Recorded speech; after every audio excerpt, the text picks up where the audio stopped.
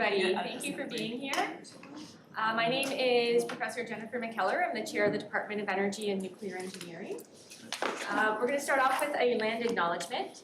So Ontario Tech University acknowledges the lands and people of the Mississaugas of Scugog Island First Nation. We are thankful to be welcomed on these lands in friendship. The lands we are situated on are covered under the Williams Treaties and the traditional territory of the Mississaugas, a branch of the Greater Anishinaabe Nation, including Algonquin, Ojibwe, Odawa, and Potawatomi. These lands remain home to a number of Indigenous nations and people. And we have people joining us online as well, so I'll just encourage them to consider the traditional territories where they are situated.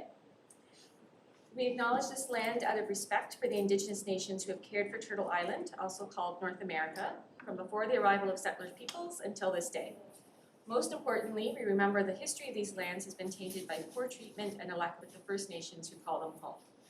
This history is something we are all affected by as we are all treaty people in Canada. We all have a shared history to reflect on, and each of us is affected by this history in different ways. Our past defines our present, but if we work forward as friends and allies, then it does not have to define our future. We'll have a safety moment. Safety culture is critical in the nuclear industry. So on Ontario Tech here, we have a 2-stage fire alarm. So if you hear the first alarm, it's 1 beep every 2 seconds. In that case, we just stay where we are and wait till security gives us instructions.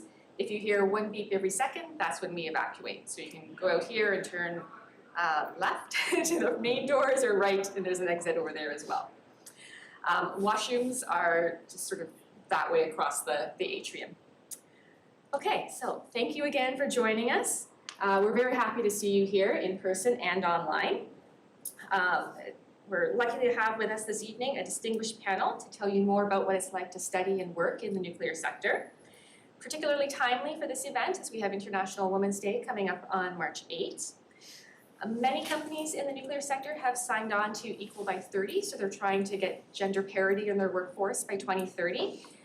There's still a little ways to go.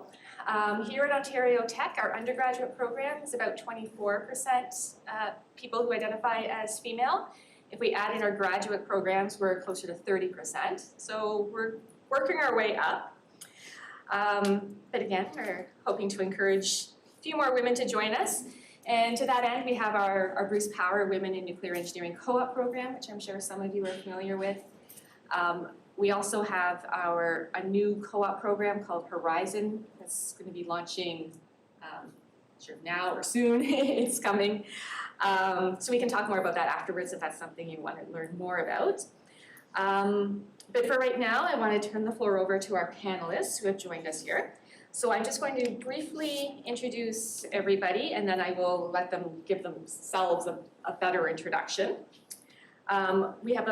We'll do the panel discussion. We've got some prepared questions for maybe the first hour, and we'll leave some time for you to ask questions and for more informal networking after. That said, if you have any questions in the middle, don't feel shy to put your hand up and we'll get your question in there as well. So to start off, we have Samira D'Souza, who is a current nuclear engineering student at Ontario Tech and also a co-op student at OPG. We have Carrie Smith, who is the OPG Senior Manager of Supply Chain, and Marlene Ramphal, who's recently joined Ontario Tech as our nuclear engineer in residence. So I'll let each of them say a little bit more about themselves. Samira, do you want to start? Yeah, sure. So good evening, everybody. My name is Samira, and I am currently in my, well, let's call it 3.5 year because I'm currently on my internship and going back into my 4th year in 2026. And so I actually did the Bruce Power Women in Nuclear program, which was super great. I did it in my 1st year, and I got my internship right after 1st year. So that's some fun facts about me. Perfect. My name is Carrie Smith. I've been in the nuclear industry for just over 20 years now. Started out as a mechanical engineer, first in the chemical industry, then in automotive industry. Moved to nuclear, like I say, just over 20 years ago, various positions. So started out in an engineering role for another 10 years or so, and then the last 10 years I've been doing roles that aren't traditional engineering roles. So that's something I would share with you, that you take a 4-year nuclear engineering degree, then you find yourself in the nuclear industry where there's lots of room to move around and do different things. I generally move jobs every 2 to 3 years, and certainly can share with you guys, but right now, I find myself in a supply chain role. Before that, I was heavily involved in the Darlington refurbishment, including being the outage manager for Unit 3. So quite proud of the success over there at Darlington Refurb, and all that came from starting in engineering. So. I'm Marlene Raffel. I failed at retirement, and now I'm at Ontario Tech. I spent 30 years in nuclear industry, mainly at Darlington. First 10 years was as a commissioning engineer when Darlington was being commissioned for the first time. And then next 10 years as a licensed shift manager at Darlington, an ops manager. And then the final years was a variety of many different things, corporate functions and some time on organizational effectiveness and things like that. I kind of enjoyed more of the strategic piece at the end. And we can talk more about details about that. So our first question, we'll start off with an easy one. What initially drew you to engineering in the nuclear sector, and did anything merely dissuade you from moving forward? Oh, if I could tell you all how stressed I was when I was first applying for university, so like, let me just put that out there. I was stressed out of my mind, especially in grade 12 when you like first have to apply and you submit all your applications, you rank them, and then you're realizing like, maybe I'll get it, you know? And so originally when I had started off in high school, I didn't want anything to do with science or math, believe it or not. So I actually wanted to be an art student, so I took musical theater, law, and pretty much everything but STEM. And so it was only when I kind of entered my law class that I was like, you know what, maybe this isn't for me, and I went into physics by coincidence because my family was like, okay, please take at least one science course. And so through that, I actually had learned a little bit about the nuclear industry. Simultaneously, I had a lot of stuff going on in my personal life where one of my family members was actually at Princess Margaret for radiation treatment. And so I used to read the brochures like outside to learn a little bit about what that meant. And I actually learned that some of these medical isotopes are actually produced by the nuclear industry. And so from there, I kind of did a deep dive. I learned a little bit more. My physics teacher actually, her son was in the nuclear engineering program before and had sort of referred it to me, and then that's how I ended up in the nuclear industry. So not a direct path for sure. Yeah, it's a crazy path. So I always had a strong interest in math and science, and I kind of ended up in engineering just because I had the right prerequisites to apply. I had all my maths, all my sciences, good marks in it, and that's how I ended up applying for engineering. I really didn't know what the job was, to be perfectly honest. I did grow up in Port Hope, had a bit of a flavor and interest towards engineering, or towards nuclear back then. Two key things. Probably when you were commissioning the plant, I got to do a tour of it back when we used to do tours when I was in, middle school type thing. And then in high school, I wrote a couple extra credit essays about what uranium was. So kind of sparked some interest in nuclear then. And then, I mean, anybody who's from the area, you've heard always good things about working at OPG. So when the opportunity came up 5 or 6 years into my career to switch from automotive to nuclear, I took the leap. And what I will say as a female, the difference between how I was treated back then in automotive compared to nuclear, it was a much more welcoming environment, and I was very happy that I made that switch back then. I don't want to say anything negative about the automotive industry now. I don't know. I haven't been there for 20 years, but I'll tell you 20 years ago it was a big difference coming into the nuclear industry where I would say that engineering women are very much respected in the nuclear industry, and it was very nice to land there. Maybe similar. I had no idea what I wanted to do. when I applied. I know I like math and I know I was afraid of writing essays. And I actually applied to 3 different universities for 3 different things because I had no idea what I really wanted. I first got into Waterloo and I thought, oh, Waterloo's got a good reputation, I'll probably go there. And I had applied for math, but then I hadn't even visited Waterloo. When I did visit, I said, no, I don't want this. I don't want to live so far. So I ended up at University of Toronto. I did electrical engineering. And when I graduated, I had worked in the automotive industry for a couple months, didn't like that. And then I worked with a military company, Litton Systems, for a few months. I didn't like that. And then I was introduced to nuclear. Darlington is where I spent a lot of my life, I want to say. And I kind of fell in love with Darlington from day one, and I stayed there for 30 years in the nuclear industry. It was very challenging and very interesting. I still could remember, I want to say day one driving down the hill, and I thought, I wanna run this plant. Nice.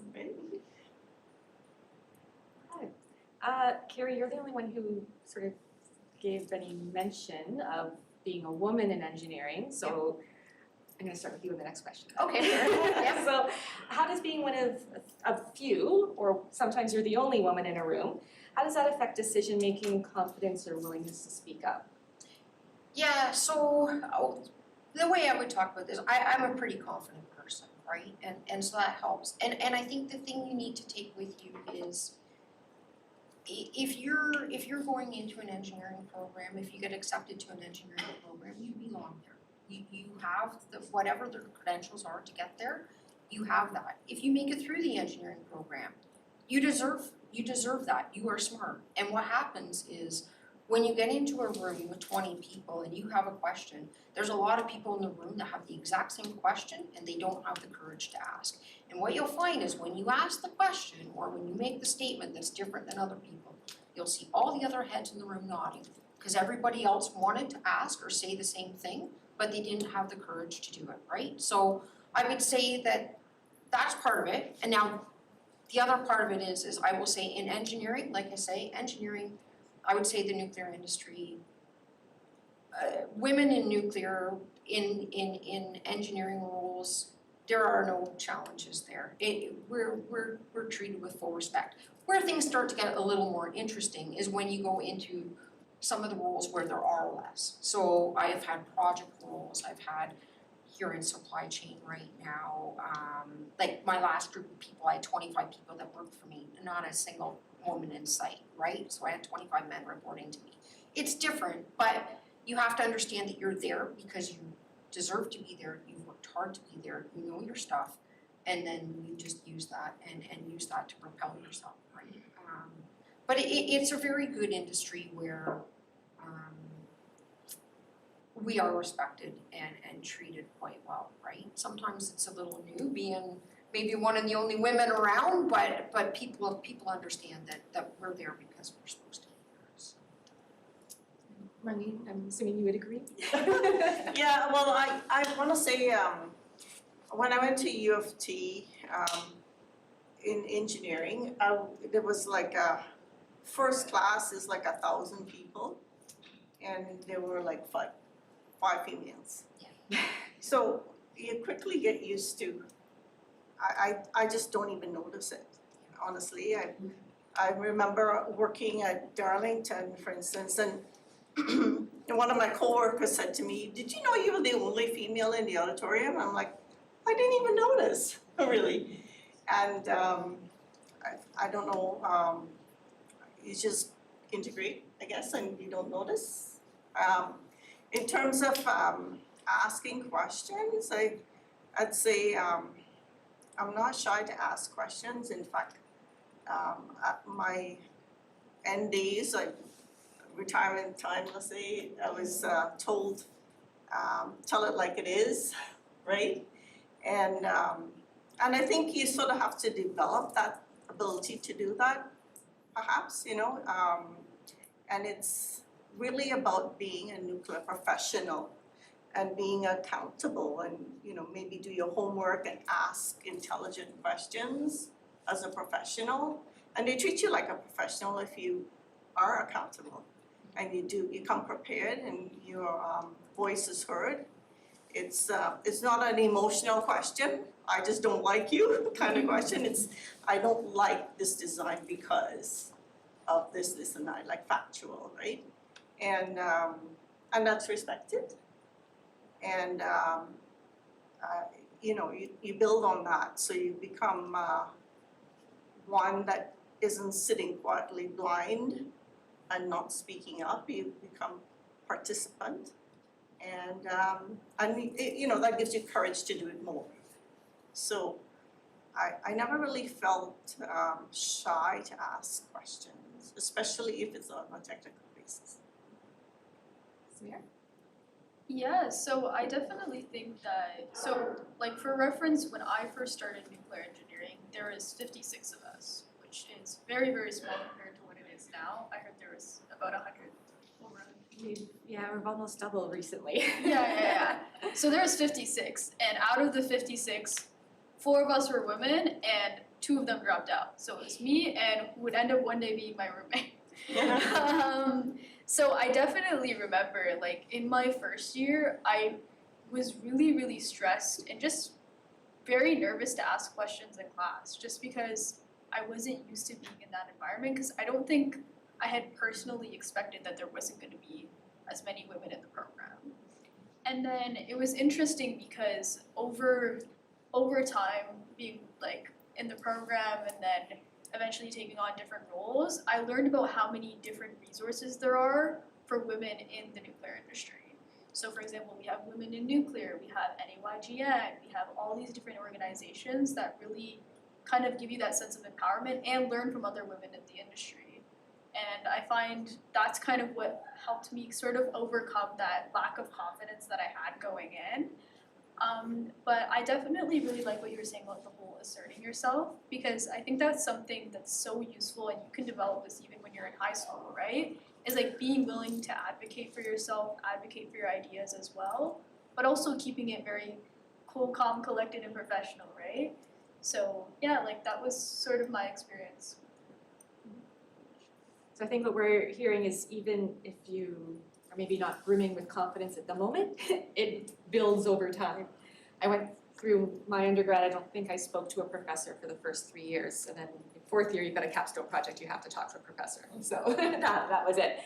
But yeah, and I hated public speaking, and now I'm a professor and here I am. So yeah, these things can change over time. It definitely helps to have supports. So Samira, you mentioned a lot of things specifically towards women in nuclear. Our next question is sort of more around those supports, around the roles of mentors, sponsors, or allies. What roles they have played in your career, and what kind of supports matter the most? Do you maybe want to jump on that? Sure. I mean, one of my mentors is right there. Okay, there you go. Lovely Lisa. So She's looking behind her. she was one of my first mentors. So I had gotten involved with Women in Nuclear in my first year. So I had just been I just was attending Marie Curie bingo night. And I was like, okay, free Cheetos. That was my mentality going in. And there I found this really large community of women that are willing to talk about their experiences, give you advice. It's spectacular for networking because there's so many different people and so many different opportunities that there is. And so I think for me, I've had fantastic mentors over the years. I mean, Lisa's been a very big one for sure, especially with networking, getting the confidence to lead events as well. Because when I first joined WIN, I hadn't been taking on events and formulating them, etc. And then she really gave me that confidence to do so.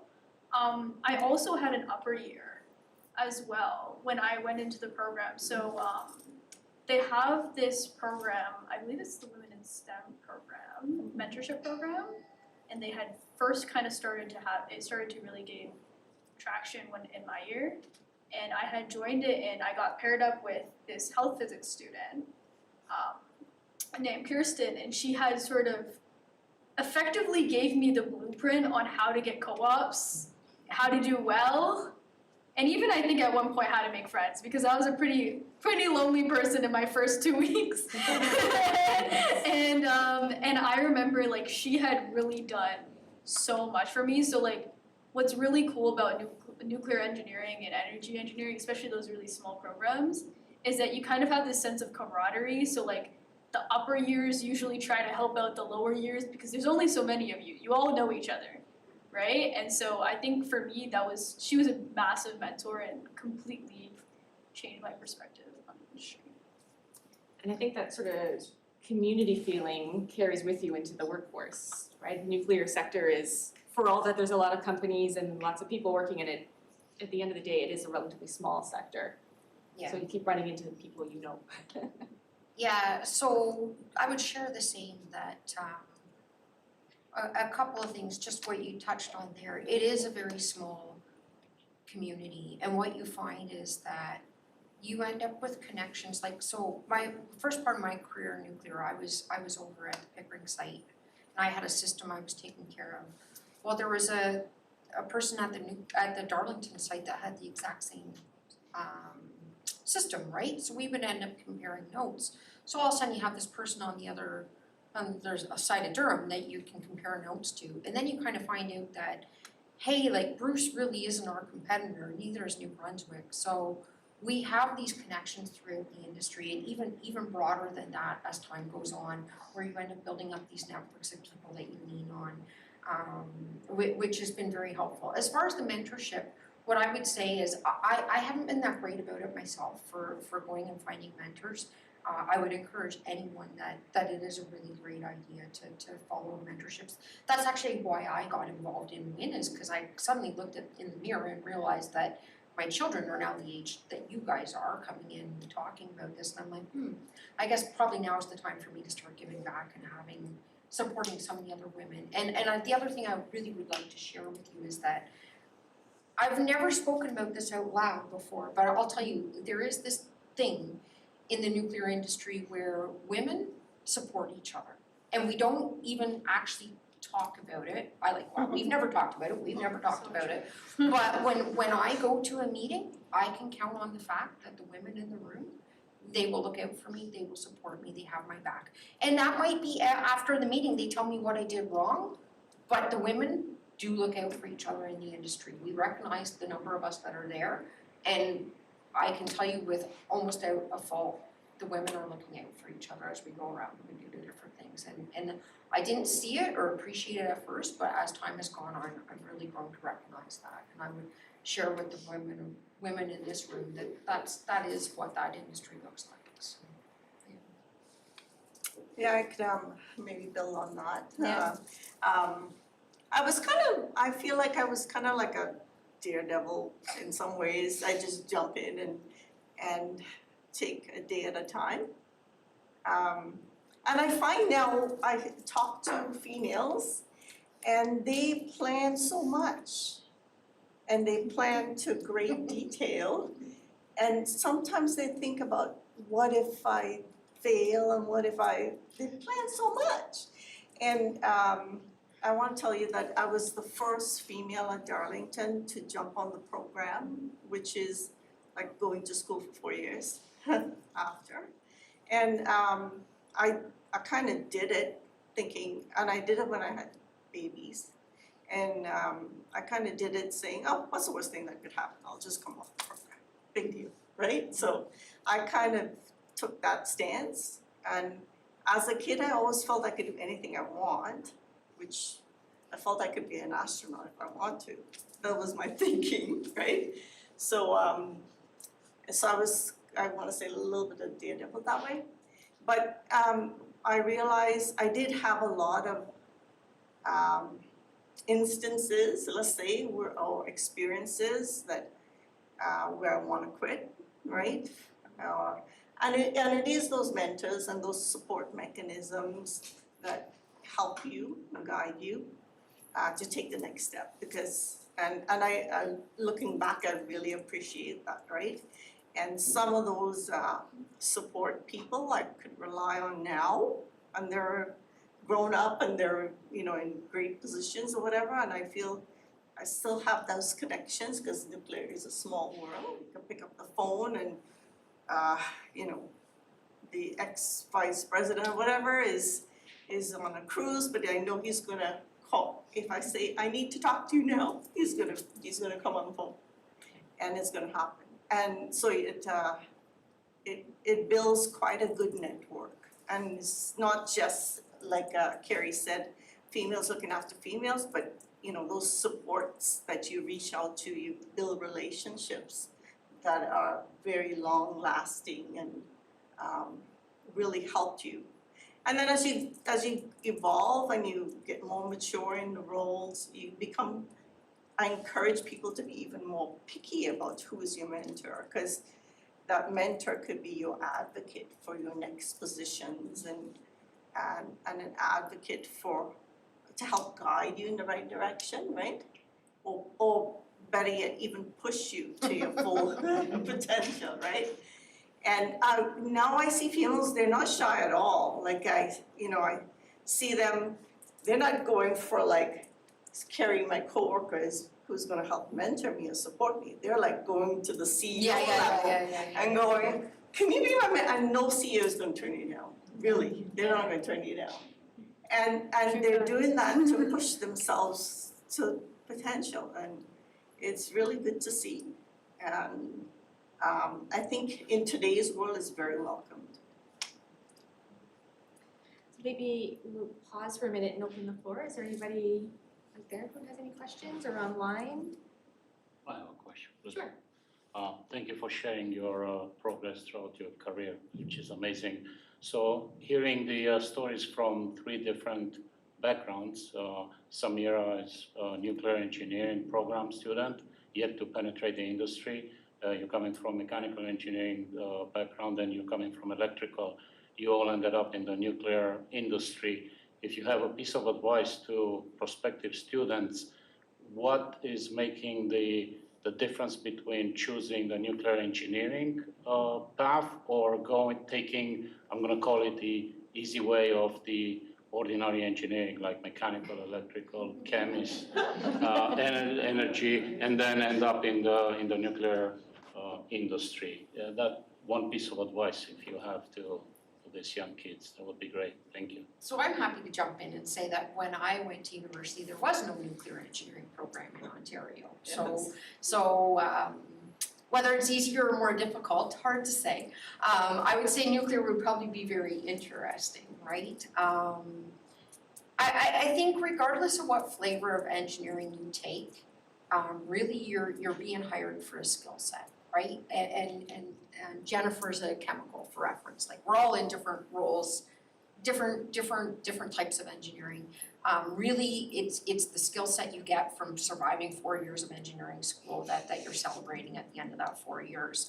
I would say, however, right now the nuclear industry is exploding, right? And I would think it's a great place to be with a nuclear engineering degree in 4 or 5 years' time, be with where the industry is at. So for that reason, I would strongly encourage it. I would strongly encourage the pathways that it intrinsically brings you by being in the program around the right people. A mechanical engineering degree is great, a chemical engineering degree is great. I don't think you have the same direction at the end of where you're gonna go, right? Then you're trying to figure out, am I gonna go play in the chemical industry, the automotive industry? More options, but I don't know that it caters you as well towards a future that's looking very bright right now. So that would be I don't know your thoughts on it. Yeah, it's a hard question to answer, really. I feel like an engineer is an engineer, right?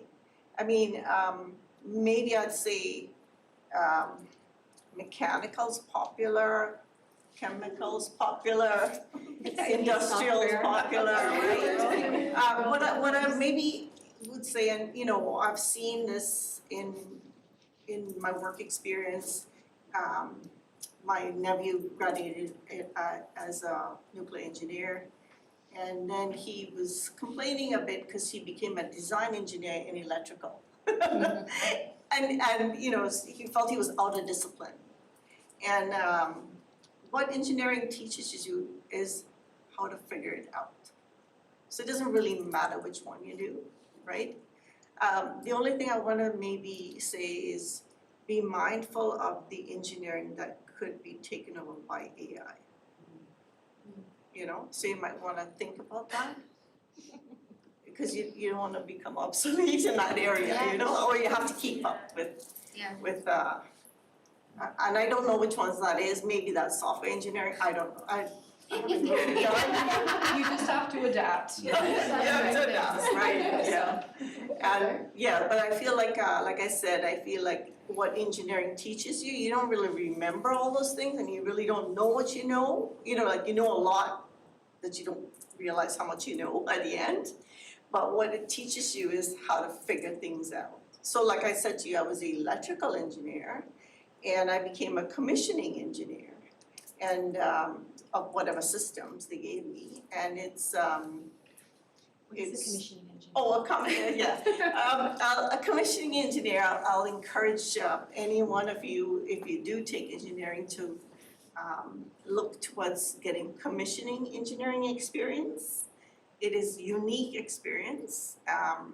So what I did as a commissioning engineer, for instance, is you understand the design requirements of the system, and then you test to make sure it works the way it's designed to work. So is it working the way it's designed to work? Is it failing the way it's supposed to fail? Does it need optimization because it's not working so well? It really exposes you to a very unique experience. And you know, when I say I did commissioning to somebody in the States, I could see their eyes light up because it's a unique experience. And the good thing is, in Canada right now, you have the ability to do that with, you know, refurbished unit or SMR or new build or, you know, all these different new nuclear projects that are happening. And why is it so unique is it's like wires are not run like in a straight line, right? It goes from here to there to there to there, whatever, right? And so if you commissioned a system, you don't have to ever memorize that. It just sticks with you forever, right? Because you know how that thing ran, and you know how it failed, and you know why this valve is in this position and not fully open or whatever it is, and because you had to optimize it to make it that way. And so you don't really have to look at a drawing, you'll never forget it. It's like, I don't know, childbirth or something, I don't know.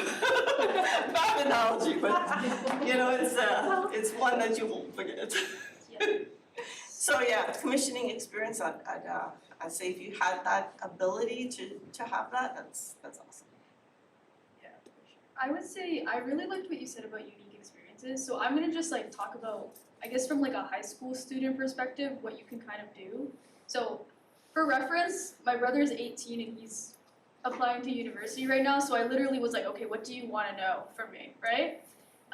So one thing that I would say is that like, so at least with like nuclear positions from like a student who is in the nuclear engineering program, is if you're applying to a nuclear position, you got a little bit of a leg up. Like, I'm not gonna lie, there's a bit of a leg up because you've learned certain things that maybe other disciplines wouldn't have learned as thoroughly.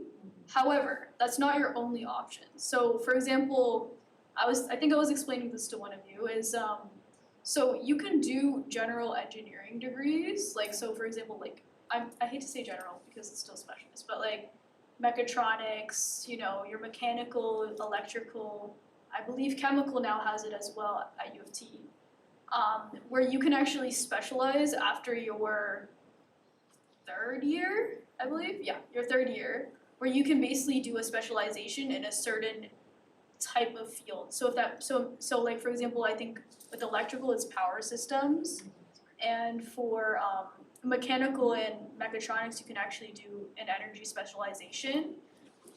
And then you can also do stuff like AI, etc. So I would say my biggest advice is in high school, you can still set yourself up to kind of be in an industry that you're interested in. So for example, like I did robotics in high school and, you know, I wasn't that great at it, but I still did it. And like for me, what I was doing is like I was using Arduinos, I was CADing a little bit, I was 3D printing on Tinkercad, which wasn't really that great now that I know that there's better options out there, but I was still doing that, and that kind of helped me down the line when I was applying for co-ops, because I could say, oh, this is a thing that I did, no matter how elaborate it was. Like I think I was like 3D printing like Angry Birds when I was like in high school. So I would definitely say a big thing is the setup, because you can still do that while being in a high school, right? And yeah, there's a lot of different opportunities out there. Like I've heard as well that there's like, I'm not sure if any of you, is there any grade 11s? Or are you all grade 12? Or above? So okay, grade 12?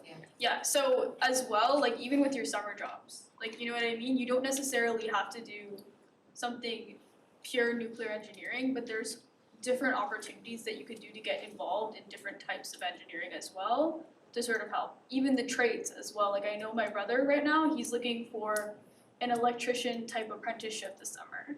So I would definitely say be open-minded, and don't forget that even though you're in high school right now, you can still set yourself up to be in a certain field that you want to be in and down the line. That's my advice. Very good, thank you. And just to add, you can also take like I don't know, electrical or mechanical and take a minor in nuclear. Yeah, so we've changed a couple of things on Samira while she's been away. So the energy specialization actually no longer exists because we've got a new energy program, so you can still do energy.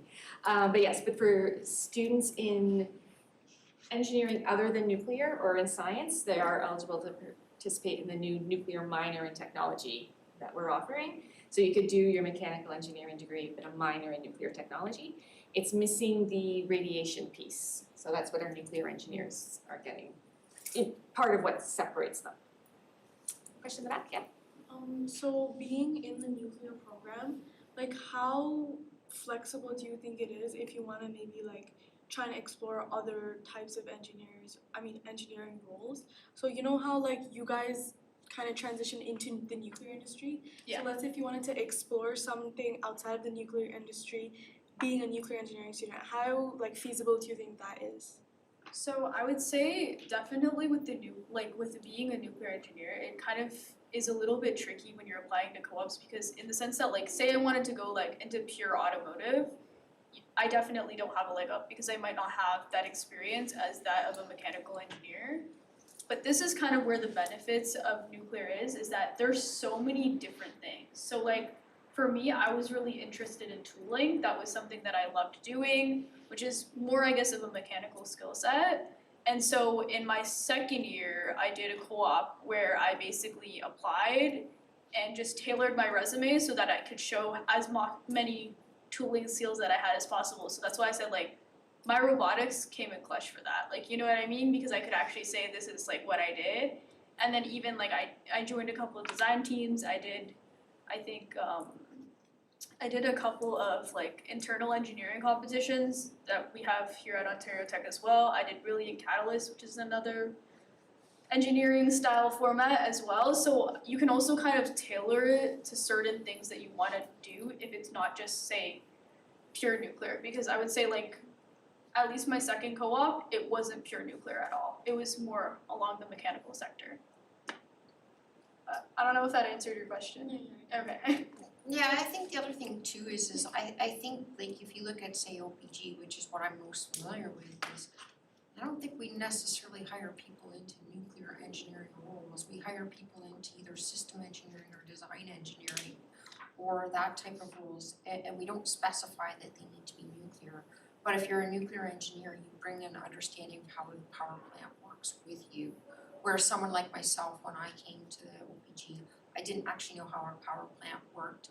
I kind of stumbled my way through the interview where the interviewer liked me, so he said, well, what's the name of the device that turns steam into power and things like that, and helped me draw a block diagram of how a nuclear power plant works. But you would already know that when you come into OPG, but the role is not nuclear engineer when you get there. The role is either a design engineer or a project engineer, or all the different types of engineers that are across the company. So and I would say, and then you have a choice to make as you get to understand the work, where maybe, I mean, there's some people we work with who they've been doing engineering roles, and some of them have been doing the same engineering roles for an entire career, where they'll have a system, they'll own it, they love it, and they do it. Then you have people like Marlene and I who have wandered around in all kinds of different areas of the plant, right? So you use it as a tool to get you into a job, and I'll tell you, like right now, I'm in supply chain. I have no business doing anything technical, but let me tell you, when somebody comes to me and starts complaining that all their LED lights are failing, guess what I'm learning about this week? I'm gonna learn about the ballast on the LED lights, right? Like, that was not what I set out Sunday night that I thought I was gonna learn this week, but you learn something new every week based on what problem presents itself, right? And would an electrical engineer maybe do better? I don't know, it doesn't matter, I can figure it out, right? Like, technical, you look at what you're handed, it doesn't matter what flavor of engineer you are. It's the knowledge to go and solve the problem, to look up the information and then network with email to ask the questions. That was a good point about the whole, like, there's not, like, it's not usually like you're a nuclear engineer when you apply, like, you know what I mean? There's different opportunities throughout the nuclear industry, and like, not just because you're in the nuclear field doesn't mean necessarily that you're dealing with the reactor, right? So I think that's like another kind of thing to consider as well, is that like the benefit of it being an industry is that there's so many different types of things that you can do. Like, I know one of my friends is like a software student, and she's been making apps and working with simulation software, right? And she doesn't touch anything to do with the reactor, etc. So there's definitely a lot of different opportunities that way as well for other streams. Yeah, and then we have other people who they spend their time calculating how much fuel should be in what area of the core in order to keep a balanced reactor, right? That is no interest to me whatsoever, but there are people that's what they do. They sit there and they figure out the best way to run the reactor, which channel to fuel overnight tonight, and then when Marlene in the control room isn't able to fuel it that night, then the next day they'll say, oh, actually, we're gonna fuel this channel instead, right? Like, there's the amount of jobs and you find your level of interest as you go. Yes, okay, yeah. Yeah, I have a question. Earlier you said there's 4 of you starting the program in nuclear, and there's over 100. Now there Sorry? is. So my question is, does it get competitive, like with? Like internally? Yeah. See, that's a very good question. 'Cause I would say, like, nonetheless, like, within engineering, it's always gonna be competitive for co-ops, because everybody's fighting for different roles, etc. But at least what I've seen, like, from my cohort, the one above me and the one below me, is that it's never been competitive between the women, first of all. Like, we've never been competitive within each other. And even with the men, etc., like, or etc., etc., it's not really been competitive within the nuclear program, because I find we're all very supportive of each other, because like when you start your first year of engineering together and we're pretty much spending all our time together, like all the time. Like, for lack of a better word, like, you can't have enemies. You've been there for like 3 years together, you've probably studied together, you probably compared notes, maybe you worked on a couple of projects together. So I find in general, at least within like the nuclear, I can only really speak on the nuclear engineering program, is like, it's not really competitive within ourselves, but it might be with other streams, but I can't really speak to that. But So I'm gonna let Sydney jump in. Sydney's our, sorry, I never introduced her. So Sydney Smith is our special projects coordinator in the Faculty of Engineering and Applied Science. She's a graduate of our software program. So software is similar Well, culture? that's what I wanted to, Yeah. so the culture of competitiveness, it's because we are closer to a mid-sized university, I find that everybody's really trying to lift each other up, and so it's really exciting that way.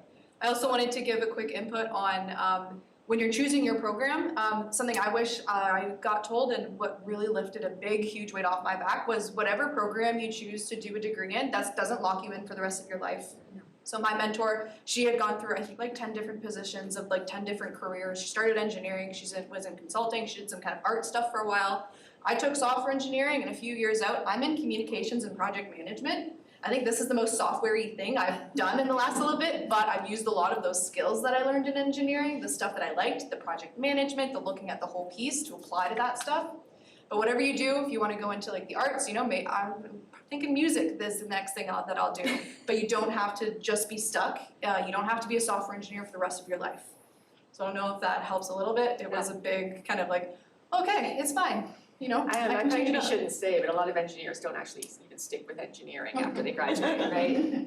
Go into business, law school. It's the critical thinking and the problem solving that really sets you up for a lot of open An doors. engineering degree can unlock a lot of doors, Yeah. not just engineering doors. Thank you. You have a question here? Yeah.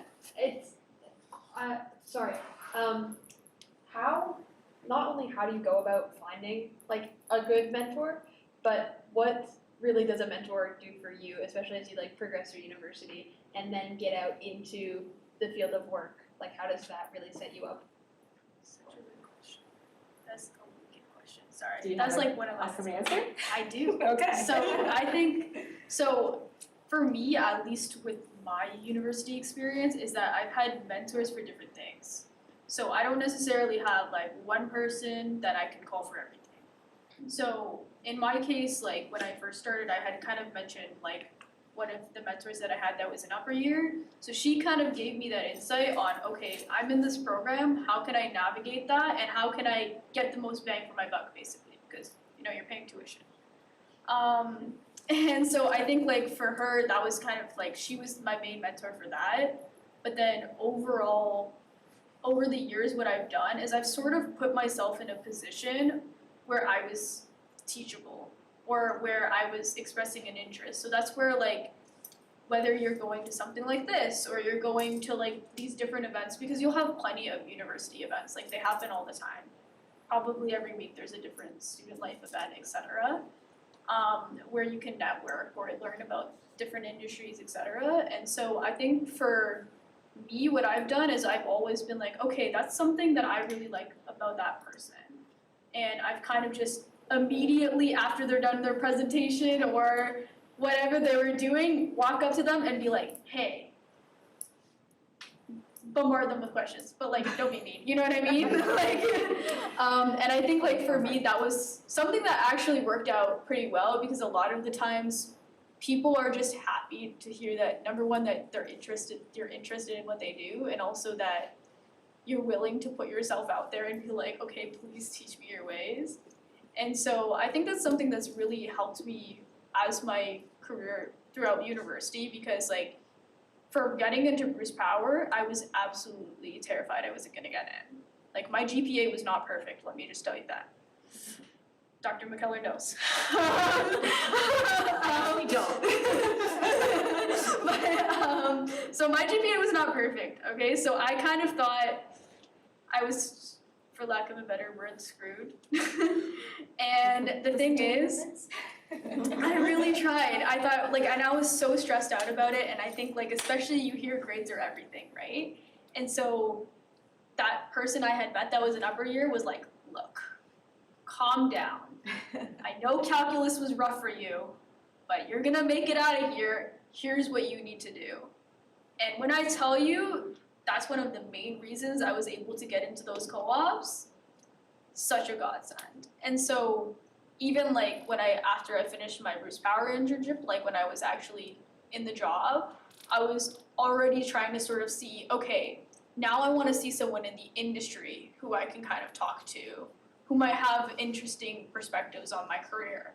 So one of the, she wasn't in my team, which was actually bonus marks if they're not on your team, because you kind of have a little bit more unbiased opinion, was in different team, and I had reached out to her and I had been like, oh, she was at actually I think a networking event, and sent her a message on Teams, and I was like, hey, thought you were really cool, can you tell me about your stuff?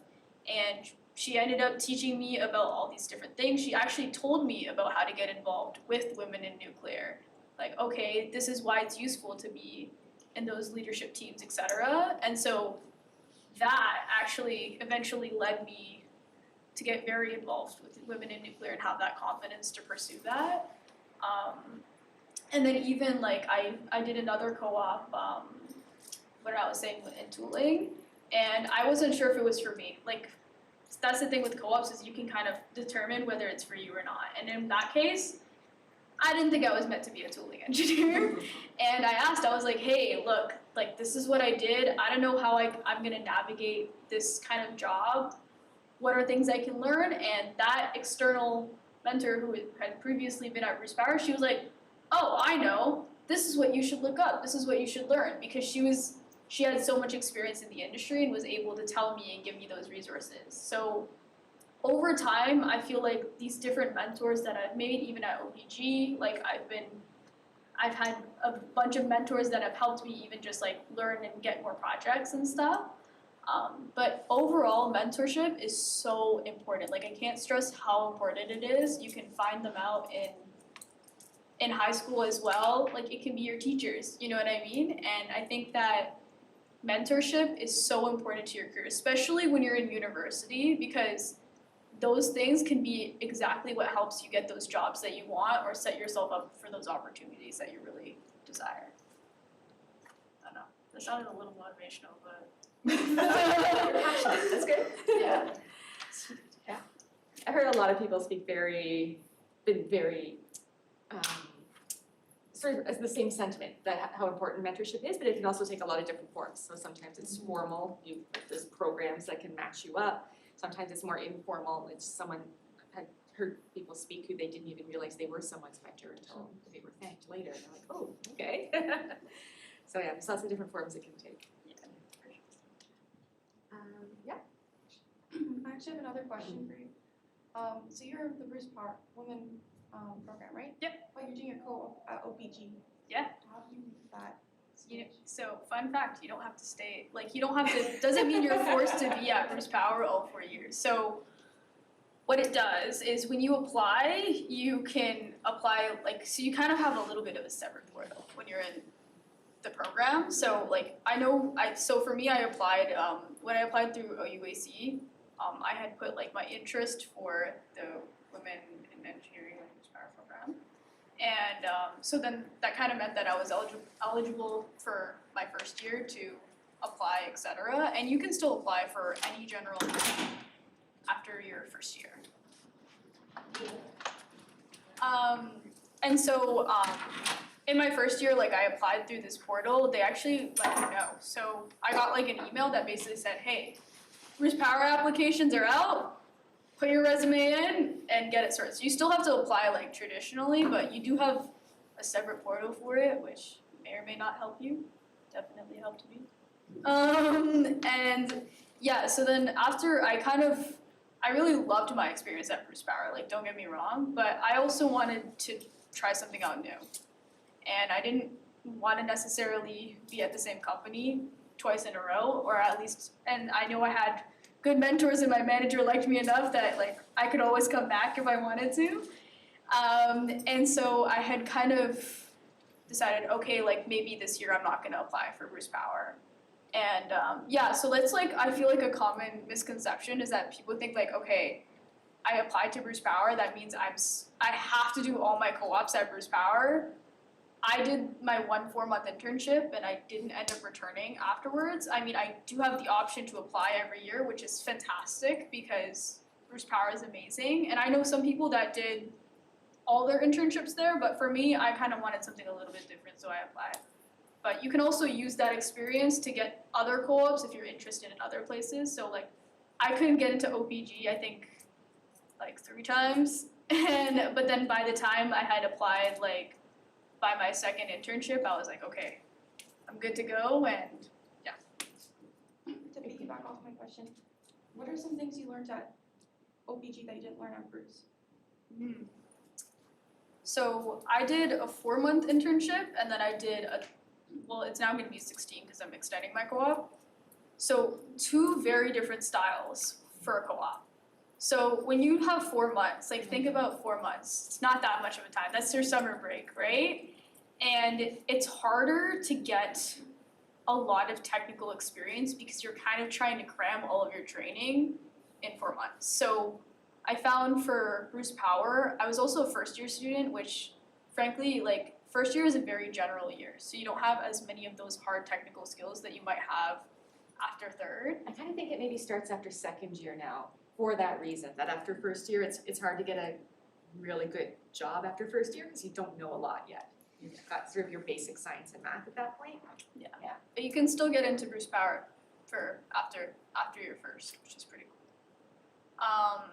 And so I think for me, what I found for my first internship, it was mostly just learning the idea of how the nuclear industry works. So more of like, okay, so this is like why they have design engineers, this is why they have systems engineers, this is why they have operations and all these different positions. And so that kind of opened my eyes up to that. I definitely did learn a couple of technical skills. Like I did have to prepare technical specifications, which I heard is apparently crazy after first year, but I don't know, I had fun. And so I had kind of like had those skills that were able to sort of do it, because also like the nuclear industry is very process based. So if you understand those processes really well, it makes your life so much easier when you go into different roles in the nuclear industry. So that was what I kind of had learned for Bruce Power. For OPG, totally different style. So for reference, like I did mechanical design at Bruce Power, and I did mechanical design at OPG. 2 different jobs completely. Because OPG and Bruce Power they're similar, but they also have different company structure, and what your team does is not necessarily going to be the same, but some of the skills were transferable. So at OPG, I did a lot, and I still am doing a lot of technical work. I spent way more time in the field. I'm gonna be spending pretty much a month straight in the station, which is really wicked, and I also got different opportunities as well. So yeah, like I would say I was given more opportunities for sure after I had those first 2. We're just looking at the time, maybe is there like one more question for the panel and then we'll break for more informal. Yeah. Sorry, just a quick question. Sure. I heard the start and the end in terms of where you started your career, and where you end in terms of started in engineering, you ended in your professional fields within a different field.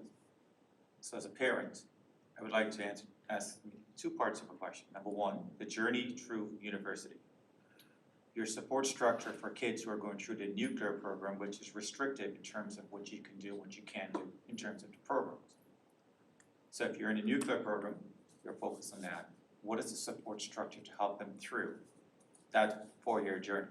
So I know you talked about mentorship internally within the university, people upper and, I think you said upper and lower year.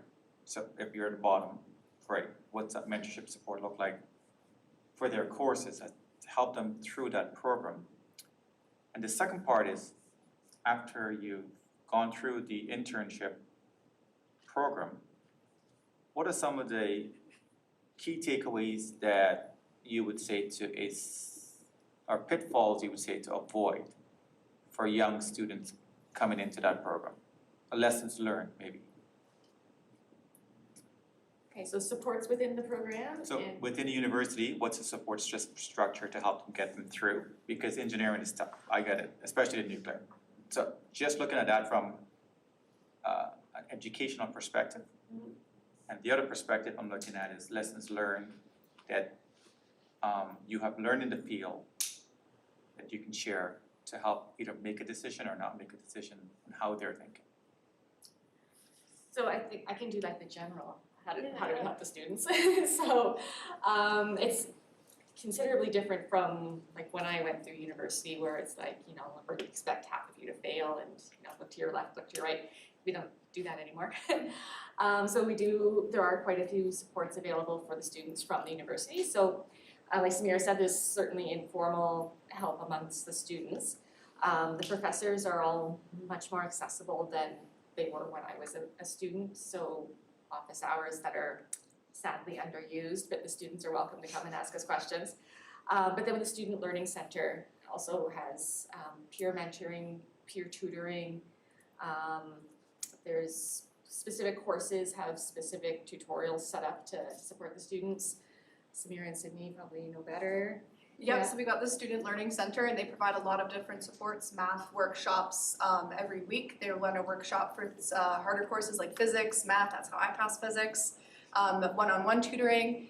We also have academic advisors, and so those are kind of like your guidance counselors, and so they kind of help you walk through if you're having some issues, if you're say like me and you can't handle 6 courses at a time, they can help you figure out how to take 4 courses at a time to kind of reduce that load for you.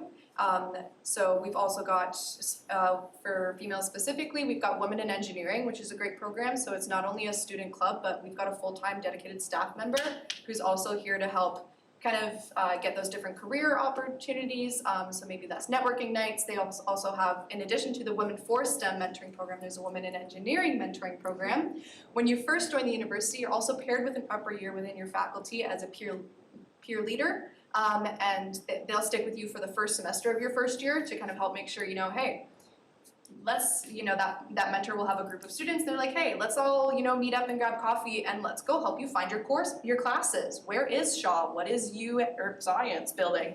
And so there's lots of different academic, social supports, Student Learning Center, FEAS, we're always around to help. You know, if you can walk by my office, of course, I'll help you or find out where to go or help you figure out, you know, go to that tutorial, go to that lab. So there's lots of those different academic supports. I have a question on, sorry, is a question on this particular topic or something different? How do you access those student services? So a lot of them, you're gonna have a student email and they love to email you. We love to email you. What is your email? Yes, yeah, so one thing as an adult, you gotta check your email every day, multiple times a day. And so a lot of those things, like the first one that I was talking about where you get that leader or that mentor for the first semester of your first year, you automatically get that, you don't have to sign up for it. That student's gonna be messaging you when you come to orientation because everybody's going to orientation. They'll meet you there, so you get to meet them face to face, they'll you know, help find you. Other things, so like the Women in Engineering mentorships, you might have to sign up for. Instagram, all over Instagram, I'm gonna write the Instagrams on the board here afterwards. But you know, check out those different Instagrams for the different opportunities and clubs. The FEAS Instagram, we share everything that will apply to all the different engineering programs. And so that's a great way to get involved. And to also find out about these different programs, talk to the people, the students that are next to you. You know, we're all very friendly, so you can say, hey, you know, have you heard about this program? And those are some different ways, but especially that first year one, they'll automatically enroll you, you don't even have to do anything, and then they can help you take it from there. Anything you missed? I was also thinking of TAs as well. Yeah. So like for me, Teaching especially- assistants. Yeah, we love our TAs. Cause at least for me, like first and second year, I was going to the SLC Student Learning Center like all the time, especially because it's very general. So your first year is pretty general overall, especially in your first year because it's like your calculus, your physics. I believe you have like a couple of like electives. Is it the impact and then a couple of other design courses? Changed a bit. It's switched up a little bit, but it's Yeah. still pretty. It's still pretty general. It's common first year across all the engineering Yeah, disciplines. it's the same. Yeah. And so that year you can really go to those like SLC workshops, but then in later years, like for example, your second year, third year, and fourth year, they're getting really specific. So what's cool is that usually I'm not sure if you can correct me if I'm wrong, but every nuclear course usually has, I think maybe like at least 2 TAs. At least one. At least one. But usually, depending on the course, so like you might have, like if it doesn't have a lab, then usually you'll have at least one. At least in my experience, I've had quite a bit of TAs depending on the course, and so what's good is that because it's a little bit smaller than like say like having like 1,000 people in your class, you know your professors, first of all, very well. They know every single one of you by name.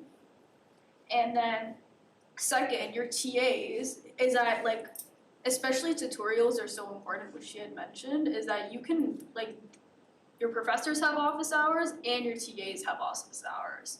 And on top of that, some of your TAs may have also done internships, co-ops, etc. So I know like after my first year, I talked to one of my TAs and they had actually previously done an internship at not Bruce Power, OPG. And so I talked to them and I was like, hey, when you applied, is there any things you had to say about your interview?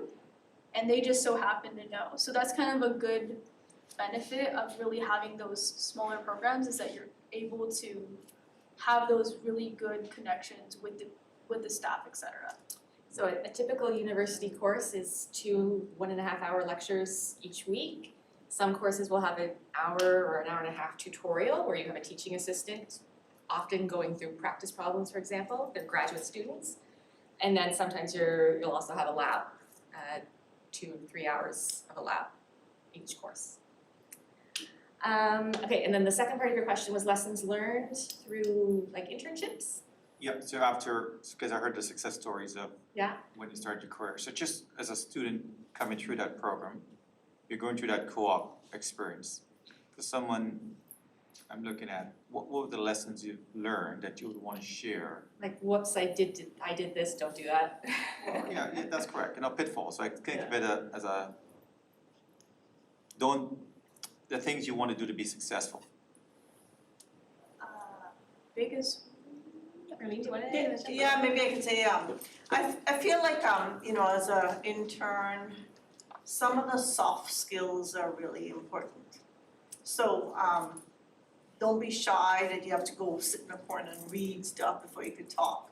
Just go leverage your coworkers and ask them questions, and you'll find that they'll reach out and explain things. So you're not stuck in a corner reading a manual before you can chat with people, right? It's those soft skills that are really, I would say, good communication, good teamwork. They get to know you, they know that you're interested, you're asking lots of questions, you're building relationships. You're building relationships and you're networking, right? So you're not this new grad that doesn't know anything and can't do anything for us. You have to be eager, Yeah. and you have to use those soft skills to network from day one. Yeah, I would share in that too, that like I like you did a 16-month internship when I was going through my university journey, and you really get what you put into it. So if you find yourself in an internship or a co-op, you'll have, keep in mind, these people had full-time jobs before you came along. We were expecting something out of you, but not necessarily a lot out of you, because you're either there for 4 months or 16 months. You're a bit of a burden on us, truth be known, right? So it's really a matter of putting the effort in, and you know what? The assignment you might get given initially, you may not see the value in it, you may not understand fully why you're being asked to do it. Just embrace it, get into it. The more you do, the more better things you'll get assigned. People will get to know you better and what your skill set is, and it'll grow from there. So I would just say put your best foot, your best effort forward, and the more effort you put into it, the better assignments and better experience you'll get from it. And I would say like it is a gift to people babysitting you for 4 months or 16 months, certainly after like your first or second year. But we do it because we want to do it, right? Like I have a summer student coming to work for me, I am so excited to show them stuff at OPG, right? But it will take out of my time. It means that I will be doing some of my work in the evenings so that I can teach them stuff during the day. So. And it's not just talking to people, I would also encourage you to go out in the field. Yeah. And see things. Yeah. I was one of the type of engineers that love being in the field, and I found that served me really well. Like I worked a lot with control maintenance for whatever reason, and they would jokingly say, "Why don't we just get you a seat here?" I'm like, "Okay, love that," Yeah. So it's not just your team, but the putting eyes on equipment.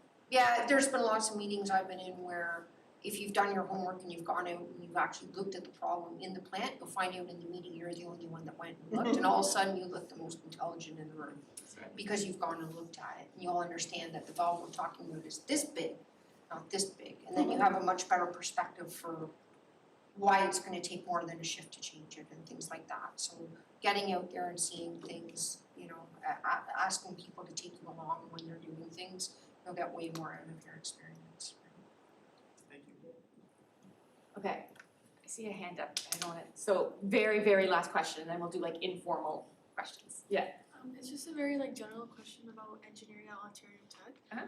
How like flexible do you think it is to switch between programs? Like let's say if you go into a certain discipline and like, you know, along the way you realize, oh maybe this is more suited for me, then how flexible do you think it is to do that at Ontario Tech? So we do have the common first year, so that's a great benefit, because when you're in high school, it's hard to know what each engineering discipline is, never mind whether you want to spend your life in it, right? So after first year, very easy. There are there is the small risk that, you know, the program you want is full, or there is a GPA limit, something like that. But in general, it's set up to facilitate that kind of movement. Beyond that, the further up you go, the more difficult it is, right? Because further up you go, the more specialized your program becomes. So after, if you wanted to switch in like halfway through second year or third year, then you're setting up an appointment with an academic advisor, and they'll walk you through. You're probably gonna have to go back and make up courses. They'll try and match up, well, you took this fluid mechanics, so you're probably okay for that fluid mechanics, and they'll try their best to make it easy on you, but you're probably gonna have to make up these courses. Okay, so with that, I'm gonna thank our panelists again. They're not leaving. We've got 15 minutes left, but we'll let them get off their chairs at the front and just ask questions as you like. We also have Lisa Heath here, who's formerly from OPG, willing to answer some questions from you. We've got Anna at the back from recruitment, and Sydney and I are here as well. So thank you again for coming, and there's still lots of Tim Hortons back there, so help yourselves.